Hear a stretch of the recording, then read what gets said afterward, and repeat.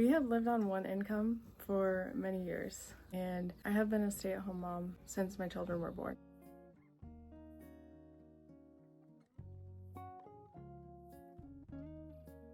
I must say it is a huge blessing, and I know that not everybody has that option or feels like they have that option, but sometimes I have felt like we have not had that option, but we have made it work. And I just wanted to talk about what it looks like to live on a single income, and it's not a very big single income at that. In our rural area, having a good job with good pay is also very hard to come by, and I feel like my husband did end up getting a decent job for where we live, but there are also a lot of other things that are even higher pay. He started out not with any special education or licenses or anything. He started out not too long after we got out of high school, and he has just worked his way up the ladder. He actually just left that job this year for the one that he is doing now that requires him to be far away from home, and while it's not ideal and it's not what we wanted, it's one of those things where we had to do what we had to do. We do make sacrifices, but we still also get to have a great life. Any opportunity that I get to make a little extra money, I am on it. In the most recent years, as my children have got a little older, I have found ways to kind of work from home. There's kind of a gray area there for me because my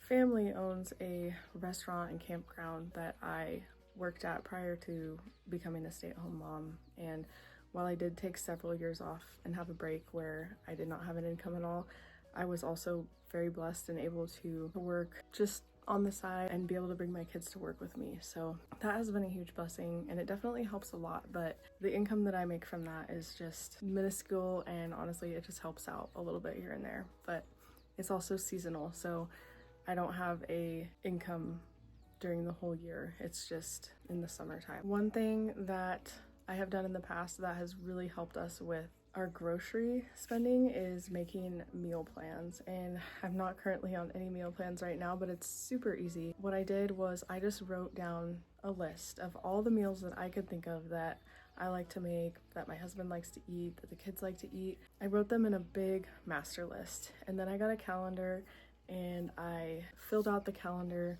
each week. I would try to put things together in weeks where you need a certain vegetable, but you only need it for this week here. So for example, you buy some peppers one week at the grocery store, and you can use those one night for stuffed peppers, and then you can use them another night for fajitas, and so on. It helps to meal plan because then you can write out your grocery list and make sure that you are not overspending or buying vegetables that get thrown away in the fridge, because that does happen to me a lot when I'm not on a meal plan.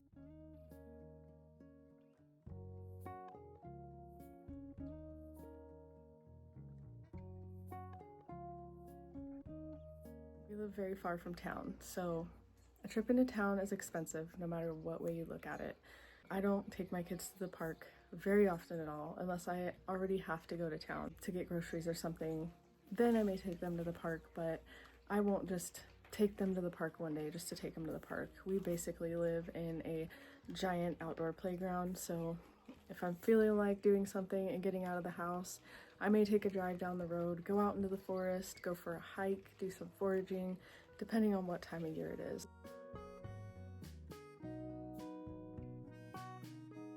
What living on a single income has looked like for us for the past 10 years is my husband worked a lot of hours. He worked a lot of overtime, and he worked out of town a lot. He is a very hardworking man, and he made so many sacrifices for our family to be able to live this way. He really wanted me to be a stay-at-home mom. We both wanted it. And so he was willing to make that sacrifice and work those extra long hours. And if you are not on the same page with your partner, it's likely not going to work out very well. So I feel very lucky and blessed that we have been on the same page this entire time. This new job has been hard.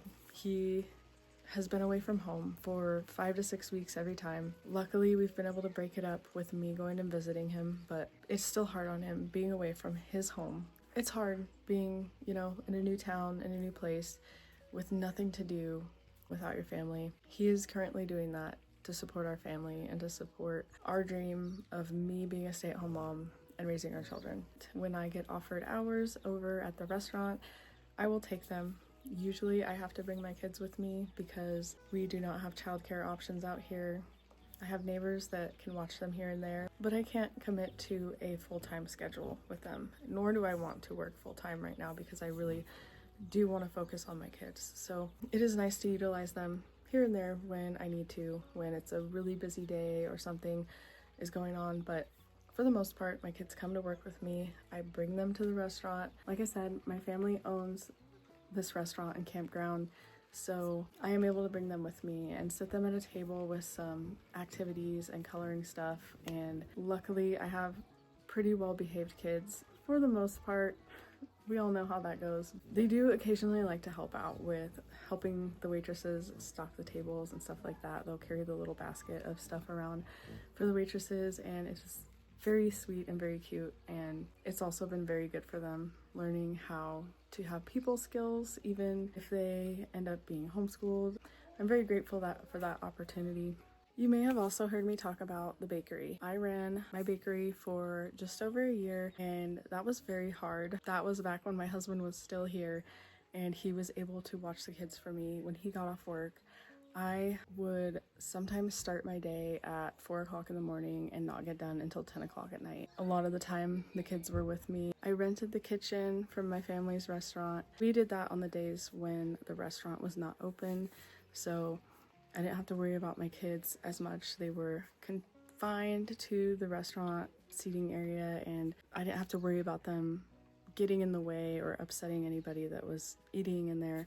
So that was nice. I put in some very long days, but this year with my husband being gone, I have not been able to crank out as much stuff as I did last year. So it's been just a little sliver of side income, and that will now be coming to an end because of our changing circumstances. But I just want to say that just because you're a stay-at-home mom doesn't mean that you can't do some stuff here and there, some side jobs or some side work, or have a little side hustle and make a little bit of extra money on the side.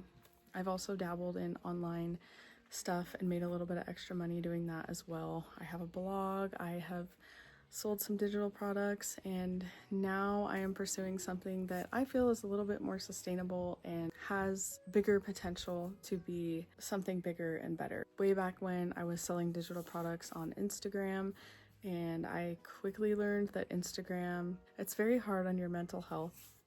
But then the amount of time that I had to dedicate each day to Instagram became a problem. It became something that clashed with how I wanted my life to be. I didn't want to be glued to my phone all the time. I didn't want my kids to see me on my phone all the time. And to me, the income that I was making from that just was not worth me being glued to my phone all the time.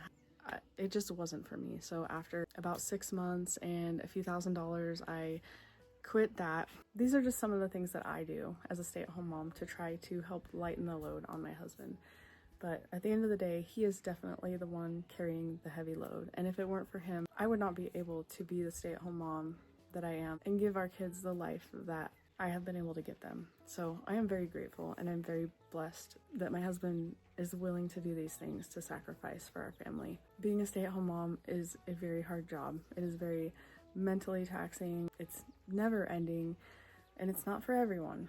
But I also believe that if you're the right fit, it can be one of the most rewarding and fulfilling jobs that you could ever have. Being a stay-at-home mom also looks like doing all of the cooking and cleaning, doing any kind of errands and stuff that we need to do in town during the week when my husband's at work. It also means being the support that my husband needs, because in order for him to do his job and work so many hours and work away from home, away from his children, I have to be as supportive as I possibly can. If you're not supportive to your partner, how else are they supposed to keep going, keep pushing themselves, working themselves to the bone to give you and your children the best life?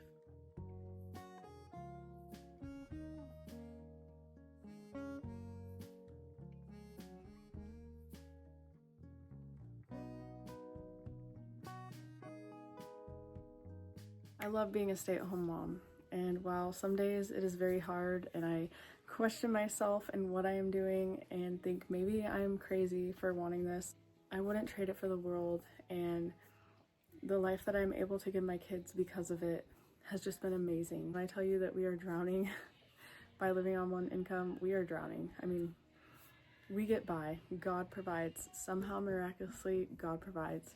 And again, that's why I said we're kind of in this position of taking this new job and seeing where it leads us in life. I'm at the point where I am just letting go. God is in control. If He wants to take us down this road and give us a few years of this new experience, then it's what we're gonna do. We're gonna try it out and see what happens. I just want to say that it's worth the struggle.